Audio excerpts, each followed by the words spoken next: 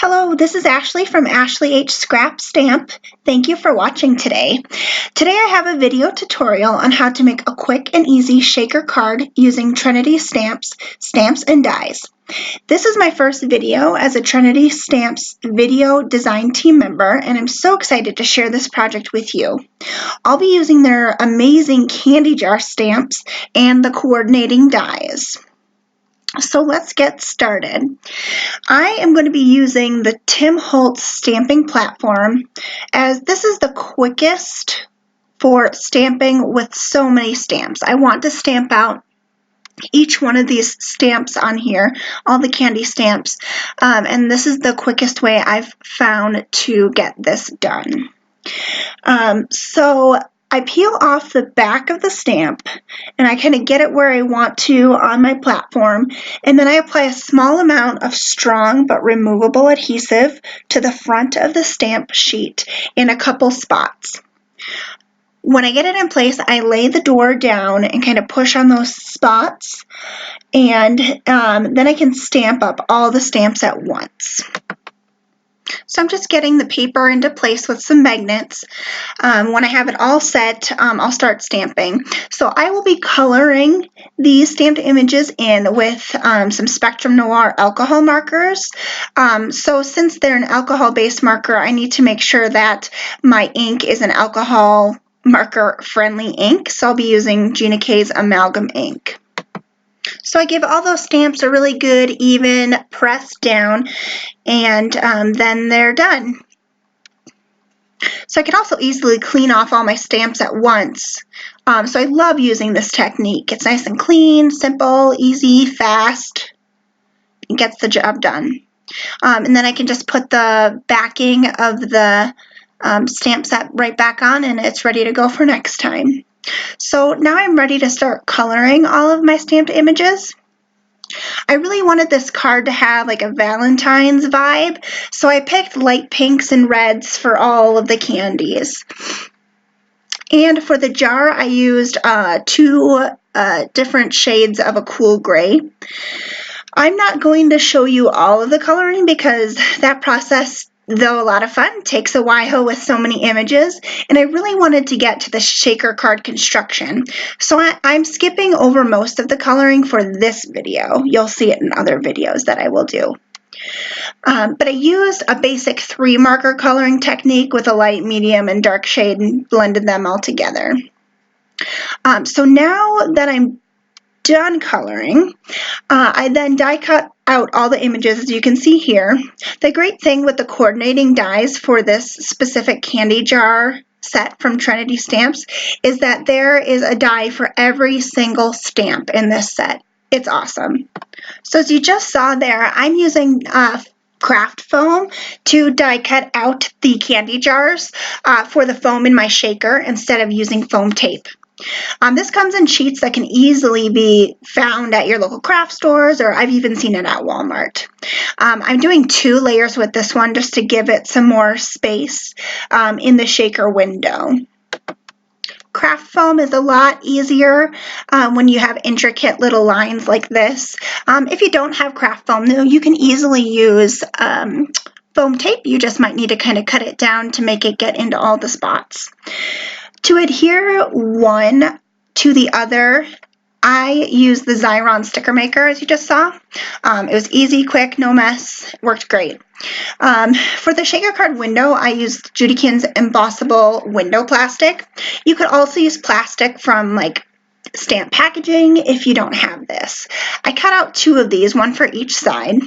There was a little extra piece of plastic that wasn't needed, which I cut down.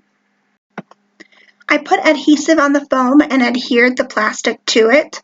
There's various types of adhesives that you can use for this. You can use liquid. I have some success using little tape runners too, and that's what I used for this. If you do use a liquid glue, you're going to want to give it some time to dry before you mess around with it too much. I then adhered the candy jar on top of that, as you can see here. Make sure everything is very well adhered. I like to kind of pinch around each side because you don't want your little shaker bits to fall out when you're sending it or giving it to somebody. I then flipped over the candy jar and started to fill it up. So I kind of decided which candies I wanted to put inside. There were a couple there that I'm saving on the side that I want to put actually on the card. And then I had some extra little candy stamps that I saved for another project, for another time. Once I have everything in there how I want it, they're not going to be able to flip over when they're in the shaker, so you want to make sure they're all facing the right direction when you start with. I then used the fun embellishments from Trinity Stamps to add to the shaker. These are so much fun, and there's so many to choose from on the website, so have fun shopping. I've seen people make slime with these as well, which is a lot of fun, especially for kids. Once my shaker is filled, I need to put the back window on it. So I added some more adhesive, just tape runner adhesive, to the back, and then adhered the back clear clear window. Again, there was extra that wasn't necessary, so after I got it kind of put in place, I pushed it down and then I cut off that extra. So that's all there is to the shaker. They're one of my favorite things to make. I've been making shaker cards since I was a kid. I remember making them with my mom. So they're a lot of fun, and check out Trinity's website because there's so many to choose from, so much fun stuff. So now that that is done, I'm going to be moving on to the background of the card. So for the background, I am going to be ink blending using Trinity Stamps blending brushes. They are awesome. These are flexible, which is great. You don't have to worry about them breaking or snapping. They can stand upright, which is nice. They have a flat bottom. And they make blending a breeze. I love using these blending brushes. And they have a nice little cap too to protect the brush head. They also come to kind of a tapered point, which is good for getting into smaller spaces. So I'm using some Distress Oxide for the background. This paper is Bristol Smooth, which is just the best for working with ink blending. It goes on so smooth, you don't see lines or anything. I wanted to keep the edges white on here, so I just kind of did ink blending in the center and kind of feathered it out. Once I'm finished, you can easily clean up your brush with just a paper towel and call it a day. If you want a deeper clean, you can always use some water just like you would a regular brush until it runs clear, whatever you decide. So once I'm finished with that, I then spritz down the ink, and you can either let it air dry, or you can use a paper towel and dab it, or you can use a heat gun, and that is what I did to dry it just for time. So I added a sentiment to the top corner, and then I just stamped that with a VersaFine ink, just because it gives a nice fine, clean, crisp result. I then adhered the card base to the card front before adhering the shaker. It just works better that way, so then you're not having to push down while the shaker is on there. And then I adhered the shaker to the center of the card. I just centered it right in the middle, top and bottom, left to right. I added some of the Trinity Stamps Cinnamon Red Hot Jelly Drop Hearts to the card. They are just so cute. So I added them a little bit to each side, one of each size. There is see-through and then opaque in this little mix here with the 3 different sizes.